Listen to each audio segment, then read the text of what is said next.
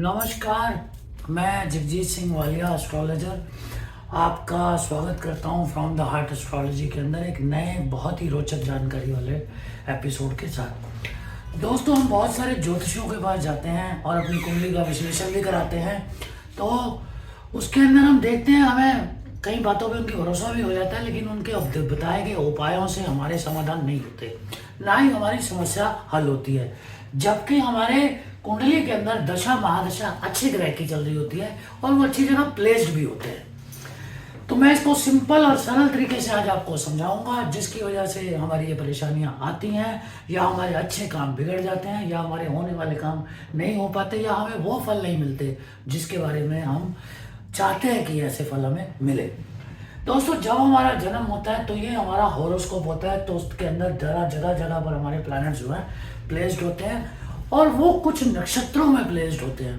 कभी कभी वो नक्षत्र जो है उनके फेवरेबल होते हैं, कभी कभी वो फेवरेबल नहीं होते हैं, जबकि उनका स्थान उच्च होता है, या राशि आप जो मानते हैं राशि वो उच्च होती है।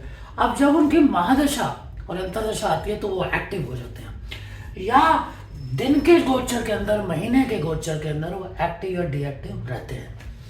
अब हम एग्जाम्पल के तौर पे देखते हैं कि हमारा शुक्र यहाँ बैठा हुआ है और गुरु मान लीजिए यहाँ बैठा है, और शुक्र के अंदर गुरु की अंतरदशा चल रही है और गुरु अपने घर में है और शुक्र भी उच्च का होकर लगन में बैठा हुआ है पुष्य नक्षत्र के अंदर, या मान लीजिए कर्क राशि के अंदर है। मैं आपको एग्जाम्पल के तौर पर बता रहा हूँ। लेकिन हमें लगता है कि हमें फल क्यों नहीं अच्छे मिल रहे, जबकि दोनों, इससे मेरे कर्जे उतर जाने चाहिए, इससे मुझे मान सम्मान लग्जरी ग्लैमर सब मिलता है, तो उतना नहीं मिलता। तो दोस्तों, हमारे 27 नक्षत्र हैं, 28 लोग कहते हैं, लेकिन उसमें जो उत्तरा भद्रा पड़ा पूर्वा भद्रा वाले के बीच में एक एक अभिजीत नक्षत्र भी आ जाते हैं। तो हमारे नक्षत्रों को 5 तत्वों में बांटा गया है। पहला है पृथ्वी, दूसरा है जला, तीसरा है अग्नि, चौथा है वायु और पांचवा है आकाश। अब इसमें पहली जो राशियां हैं पर्सनली डिवाइड की गई हैं।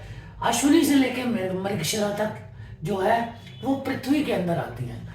तो आपको देखना है कि आपका जो नक्षत्र पैदा होते के टाइम क्या इसमें है, और अगर करंटली जो आपकी दशा महादशा चल रही है, क्या उसका जो प्लैनेट है उस समय क्या वो इनमें से कौन से वाले जो चार्ट के अंदर वाले में वो उस समय स्थापित है जो जन्म के समय नहीं था या है। तो हमें उसी के लॉर्ड की या उसी की हमें मंत्र या थोड़ी सी पूजा करनी है, तो आप देखेंगे कि आपको 100% रिजल्ट मिलने शुरू हो जाएंगे। साथ के साथ जो भी आपकी प्रॉब्लम्स हैं वो ऐसे आसानी से सॉल्व होंगी कि लगेगा जैसे मक्खन पे आपने छुरी चलाई है।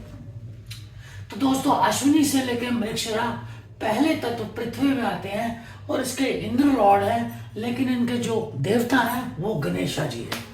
तो अगर आप इनमें से किसी नक्षत्र में पैदा भी हुए हैं, या उनकी दशा अंतरदशा के अंदर गोचर के अंदर जो आज के गोचर के अंदर वो प्लैनेट प्लेस्ड है, और उनसे आपको कोई काम लेना है, आपका काम अटका हुआ है जो नहीं हो पा रहा, उस प्लेसमेंट की वजह से आप कितने भी उपाय करेंगे कुछ नहीं मिलेगा।